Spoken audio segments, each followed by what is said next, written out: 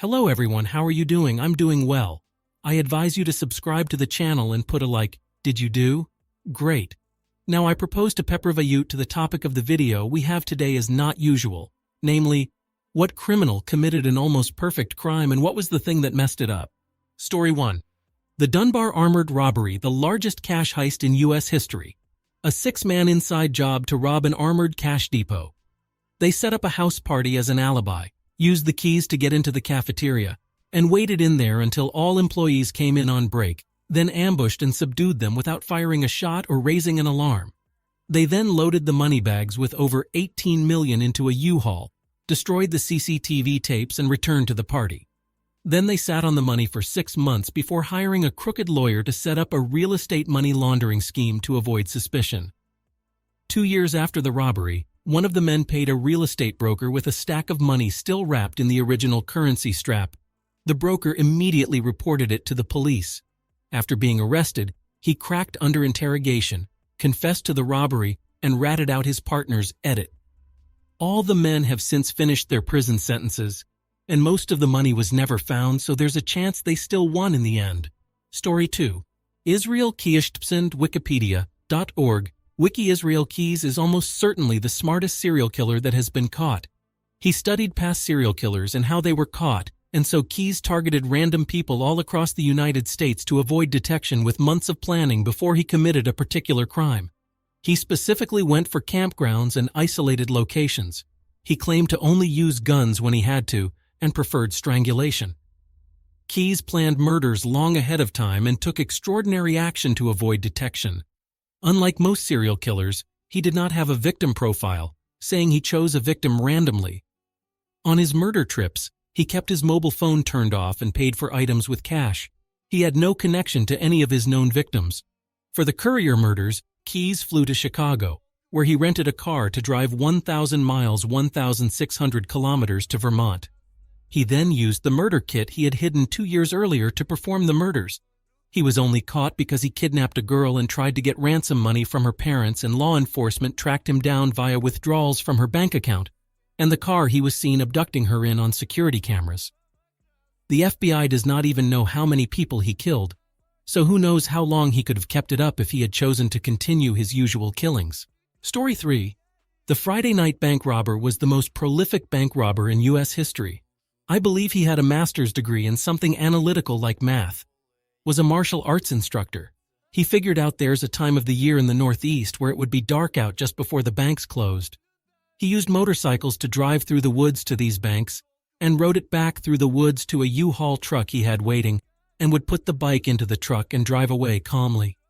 He did this for a long time, kind of like the robbers in the movie Point Break. He would stop for the rest of the year, which had the police really guessing.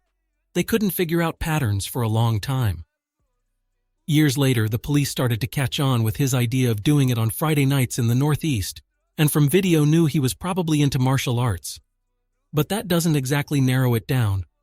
Dumb luck, some random kid stumbled upon his buried cache of things like a gun, gloves, mask, cash, etc. in the woods. They turned it over to the cops, and that's how they ended up finding out who he was. The FBI gave him some deal where he worked with them, and banks on telling them how to prevent bank robberies. Story 4. Oh, I have an interesting story about him. I bartended at a place in Anchorage. I would be the last one to leave every night. The parking lot in the back was huge, as the building my bar was in was also an office building.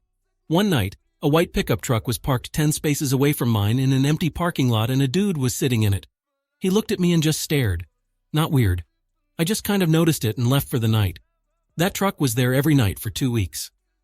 After the first few days, I started getting weird vibes from it, and started asking my dishwasher to walk me out at the end of the night in exchange for a couple beers after work. One night, the truck just stopped showing up. The next day, he's arrested for killing a girl he kidnapped from a coffee shop down the road from my bar. It turned out that he lived on the street behind me at the time, and the truck they put on the news was the truck in the parking lot. And the weird dude in the truck looked remarkably similar to Keys. Shit scares me to this day. Not the next day. I should have said shortly after. Story 5. There's the story of Daniel Rigmaiden. He was a scam artist who defrauded the government out of hundreds of thousands in tax money.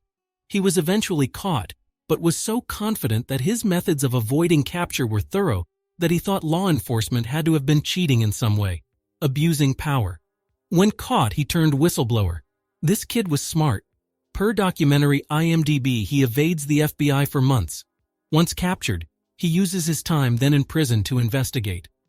His obsessive search for the truth leads to a groundbreaking discovery. Law enforcement used a secret technology called a stingray to intercept his phone calls and personal information, as well as those of millions of unsuspecting Americans. He takes his discovery public, and the revelation not only carries implications for his case, but also for the fate of the Fourth Amendment. The stingrays are cell site simulators, or IMSI catchers, invasive cell phone surveillance devices that mimic cell phone towers and send out signals to trick cell phones in the area into transmitting their locations and identifying information. When used to track a suspect's cell phone, they also gather information about the phones of countless bystanders who happen to be nearby, as a law enforcement can literally drive down any block with one turned on, having it connect to every single mobile device as it moves down the street. Mobile cell towers essentially gathering your information without your knowledge. Story 6. The Antwerp Diamond Heist. The perfect heist of the century, where an Italian gang stole 100 million in gems.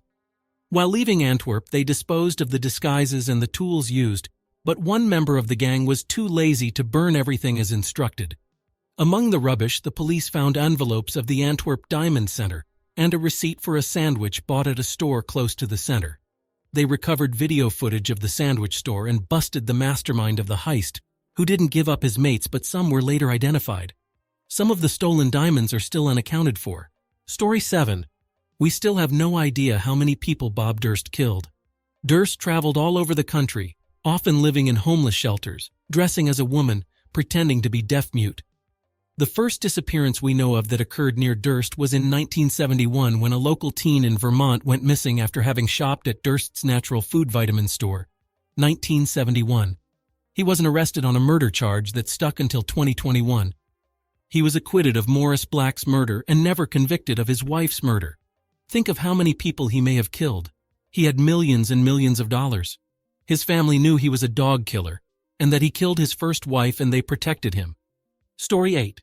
Lavon Affairpsend Wikipedia.org Wiki Lavon Affair. As part of a false flag operation, a group of Egyptian Jews were recruited by Israeli military intelligence to plant bombs inside Egyptian, American, and British-owned civilian targets, cinemas, libraries, and American educational centers. The bombs were timed to detonate several hours after closing time. The attacks were to be blamed on the Muslim Brotherhood, Egyptian communists, unspecified malcontents, or local nationalists, with the aim of creating a climate of sufficient violence and instability to induce the British government to retain its occupying troops in Egypt's Suez Canal zone. The operation caused no casualties among the population, but led to the deaths of 4 operatives, 2 cell members who committed suicide after being captured, and 2 operatives who were tried, convicted, and executed by the Egyptian authorities. The homemade bombs, consisting of bags containing acid placed over nitroglycerin, were inserted into books and placed on the shelves of the libraries just before closing time. Several hours later, as the acid ate through the bags, the bombs would explode. They did little damage to the targets and caused no injuries or deaths. Meir Max Beneth. Before the group began the operation, Israeli agent Avri Elad Avraham Seidenberg was sent to oversee the operations. Elad assumed the identity of Paul Frank, a former SS officer with Nazi underground connections. Avri Elad allegedly informed the Egyptians, resulting in the Egyptian intelligence agency following a suspect to his target, the Rio Theater, where a fire engine was standing by. Egyptian authorities arrested this suspect, Philip Natanson, when his bomb accidentally ignited prematurely in his pocket. Having searched his apartment, they found incriminating evidence and names of accomplices to the operation. Several suspects were arrested, including Egyptian Jews and undercover Israelis. Elad and Colonel Dar managed to escape. 2 suspects, Yosef Karman and Israeli Meir Max Beneth, committed suicide in prison. Story 9. Joseph James D'Angelo, otherwise known as the Golden State Killer, the East Area Rapist, and the Visalia Ransacker. The guy was a one-man crime wave. In a 12-year period, he committed at least 13 murders, 51 rapes, and 120 burglaries. As the East Area Rapist, he would often select his targets months in advance, conduct extensive reconnaissance, learning the routines of the occupants, and sometimes break in advance of his attack to plant his weapons and ligatures, and he would make threatening hang-up calls in advance to create a sense of fear. I won't go into details about his attacks, but he had a whole routine and everything that he would go through. And even though the sketches of him were near enough accurate, and the criminal profile of him was dead-on accurate, for example, they correctly identified the attacker as working or having worked in law enforcement and the military, and JJD was a police officer at the time of his crime spree. They never even came close to finding him.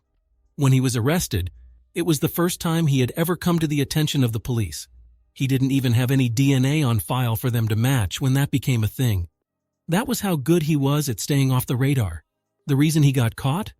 Genealogical testing. You know those test kits that people get from services such as 23andMe and Ancestry? Well, the police ran the DNA samples through a database used by those services and identified his relatives. They eventually found someone closely related enough to him that they could identify him. So he hadn't even submitted his DNA for testing, one of his relatives did. The guy must have been so fucking shocked when the police showed up at his door. Story 10. Ariel Castro gained international attention for abducting, brutalizing, and keeping 3 girls in his house for over 11 years. This was before he forgot the door unlocked one time when he left the house, and Amanda Berry was finally able to run out and use a stranger's phone to dial 911.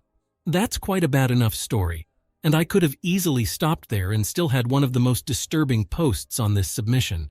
But the investigation also found that his next-door neighbor had abducted a girl back in the early 90s, and he still had her remains buried in his basement. He might have never been caught, and that girl would have still been a missing person cold case if Amanda Berry was never able to make that phone call. Story 11. In 1995, Mark Winger of Springfield, Illinois wanted to kill his wife Donna Ayerk so he could carry on an affair, and the perfect scenario came. A week before her death, Roger Harrington was her shuttle driver on the way home from the St. Louis airport, and he reportedly spoke about always getting high and having orgies. In turn, the Wingers complained to the shuttle company. Then Mark calls the police claiming that he shot Roger after he caught him attacking Donna. Despite the contradiction of Roger being shot in a way that Mark did not claim happened, the case was shut, and Mark was viewed as a hero for killing the man who killed his wife. However, in his infinite wisdom, Mark wouldn't stop asking the police about the case despite it being ruled as closed. Also, he tried to sue the shuttle company for Roger's alleged action, to which the company started their own investigation, which showed that the events couldn't have gone the way Mark described. The final nail came when his affair partner came forward to the police and described their affair, which led to further re-examination of evidence that showed it was staged. Mark was later tried and convicted in 2002 and sentenced to life without parole. In another derp moment from Mark, he was later given an extra 35 years for trying to solicit the murder of his affair partner and his rich friend who refused to bail him out from behind bars. The main piece of evidence being a 19-page handwritten plan for how he wanted the murders to be carried out. Story 13. The Indiana fertility specialist who was using his own sperm to fertilize the eggs of his patients in the 1980s. He was part of the Quiverful cult and fathered a confirmed 94 children in his home area, but it's estimated there could be over 200 half-siblings.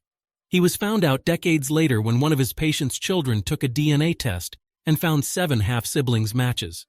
He absolutely would have gotten away with it if it weren't for those meddling kids. H.A. Teepstein. Com 6176310, Our Father True Story Netflix. Story 14. John George Hay killed up to 6 people between 1944 and 1949 by either clubbing or shooting his victims, and then disposed of their bodies by dissolving them in concentrated sulfuric acid. He would then fraudulently sell their assets, properties, etc., and pocket the cash. His workshop contained no drainage, so he simply poured the remains on a pile of rubble. His last victim, an elderly victim, disappeared, and 2 days later he accompanied the victim's friend to the police station, where police discovered his history of fraud. At his workshop, the police found papers concerning his earlier victims and dry cleaning, jewelry tickets for his last victim. A pathologist examining the human remains found parts of a pelvis, gallstones, and dentures on the rubble. Hay then claimed he had killed his last victim, destroying the body in acid, and completely misunderstanding the legal term of corpus delicti. claimed that he could not be charged as there was no body to determine a crime had taken place. The man went to the gallows. Story 15. The BTK killer has the strange reputation of being some kind of criminal genius, which he absolutely was not. He was caught because he contacted the police to ask if he could be traced via a floppy disk. They lied and said no, of course. He was annoyed people had forgotten about his crimes and was trying to provoke the police and the media.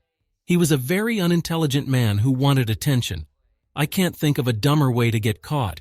His IQ is also estimated to be in the mid-80s. He got away with his crimes because random murders are incredibly difficult to solve, and he didn't fit the profile of a serial killer. Story 16. The Unabomber was the target of what is still the most expensive criminal investigation of all time, and they still had absolutely nothing on him. They were looking in the wrong part of the country for a totally different profile of person, and the few leads they were actually working on were red herrings.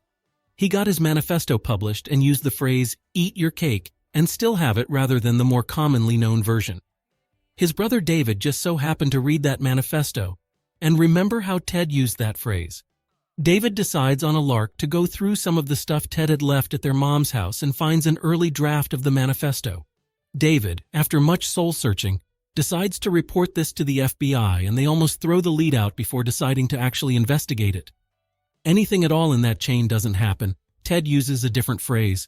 David doesn't read the manifesto or doesn't bother investigating Ted's old stuff.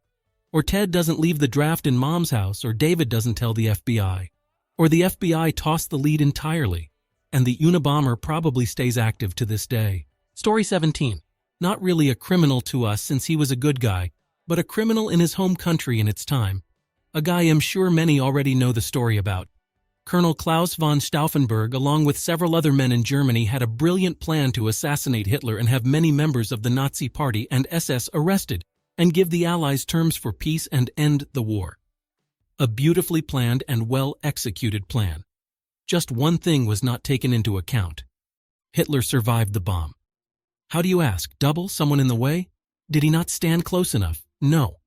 He survived because the Germans knew how to build oak tables. Yeah, he was knocked down with damaged eardrum, but lived because a table leg made of solid oak shielded him. I'm not a man that would go back and change history no matter what, but that plan deserved work. Story 18. More to it than that. Rader assumed the cop liked playing cat and mouse with him, so the cop would never lie. Naive, yes, but hardly stupid. Rader to me is the scariest kind of predator. I recently learned some dogs are born bad. Like the wiring in their head leads to nothing but aggression, hostility, whatever. I think dogs aren't unique in this regard. I think prison is filled with people that were nature over nurture bad. Rader is one of these. Just a walking, talking ball of fucked up wiring. Story 19. When I was a senior in high school in 2010-2011, I ordered coke off the Silk Road. I had a few bitcoins left and decided to purchase what was listed as an experimental hallucinogenic. So the coke comes and I end up forgetting about the other one. The package arrived a couple weeks later to my parents' house, and my mom, being all nosy, opens it. Well, it's an unmarked package with a glass vial of white powder. At the time, I was interning for the Obama campaign and some threats had been made in other parts of the country. My mom freaks out, thinks it's anthrax, and calls the police. The police aren't fooled, they knew what happened, but because of the lack of return address, they couldn't prove it. I just denied, and they eventually gave up. So that's my story of how my Silk Road purchase took a very hard left. What really gets me is how much that Bitcoin I used to buy drugs on the Silk Road would be worth now. Story 20. He killed himself. While being held in jail at the Anchorage Correctional Complex on suspicion of murder, Keyes managed to conceal a razor blade in his cell. He was not allowed razor blades, being under security restrictions of using an electric razor under supervision. 20. He died by suicide on December 2, 2012, via cutting his wrists and attempted strangulation. 575859. A suicide note found under his body. Consisted of an ode to murder but offered no clues about other possible victims. 60. In 2020, the FBI released the drawings of 11 skulls and 1 pentagram, which had been drawn in blood and found underneath Keyes' jail cell bed after his suicide. One of the drawings included the phrase, "We are one," written at the bottom. The FBI believes the number of skulls correlates with what are believed to be the total number of his victims. Story 21. I'm pissed about this one. There was a photo circulating of a neighborhood meeting about this killer during his spree, and he was circled in the pic because he was the only person there by himself, while everyone else came with a spouse. And nobody knew who he was, but it was suspected he had been the killer. Also, one man at the meeting stood up and challenged the killer to kill him and his wife BC. He didn't believe one man could kill a couple, and then he and his wife did die, so it was basically known he was at that meeting. When compared to his work photos at the same time period, he had the same haircut and everything as he did in the neighborhood meeting pic. Anyone working at the police station with him you'd think would have recognized him easily. I'm mad he got to live most of his life freely. He never even left the area. Story 22. I definitely believe there to be a serial killer or group of people killing young, mostly indigenous women in Canada. Look at the sheer volume of them that disappear, most notably in British Columbia. And they come from all economic backgrounds, some from reserves, others more well-off. This is a really good YouTube series, www.youtube.com. The Slain Project videos. View 0 sort shelf ID 0 on MMIW. In particular, this one, www.youtube.com. Watch VLDJJICRBJQ about missing women from the Vancouver area that depicts what I mention. History has shown that police don't prioritize these cases, so it gives the potential killers time to erase their tracks. Story 23. Someone robbed a bank a few minutes from my house and fled on a bicycle. He was in and out quickly enough that cops weren't on the scene until he had ditched the bike in the neighborhood. He had concealed his identity enough during the robbery that all the police had to go on is a male riding a bicycle carrying a parcel in the vicinity of this neighborhood. He had made it to a truck he had parked in the neighborhood without being noticed by anyone. The police had little idea what to look for, and by all measure he had made the perfect getaway. All he had to do was drive home. While attempting to leave the neighborhood in his truck, he saw a police vehicle making a patrol, and in a panic he drove his truck straight into a utility pole. The patrolling officer saw this, went to check on him, and found the stolen money in his truck. Story 24. You got some bits right there. Guy Fawkes wasn't actually the mastermind. That was a man named Robert Catesby, and the target was the king. Catesby, Fawkes, and everyone else involved in the plot were Catholic, and at the time they were being pretty heavily persecuted. The plan was to assassinate the king in order to try to put a Catholic on the throne. Guy Fawkes was brought in as the explosives expert to plant as much gunpowder as he needed in the Undercroft of Parliament and set it to blow while the king was directly above during the state opening. Then, as you say, one of the people in the plot wrote to Lord Monteagle telling him to don't come to school. He showed it to a bunch of people. The king found out. And when the authorities searched Parliament, they found Fawkes busy stacking up barrels full of gunpowder. Story 25. I have a bunch of cops in my family, and the one thing they tell me is that truly random crime almost never gets solved. People in general are terrible at being truly random. They stick to patterns and things they know. Most people are murdered by a partner, friend, or family member.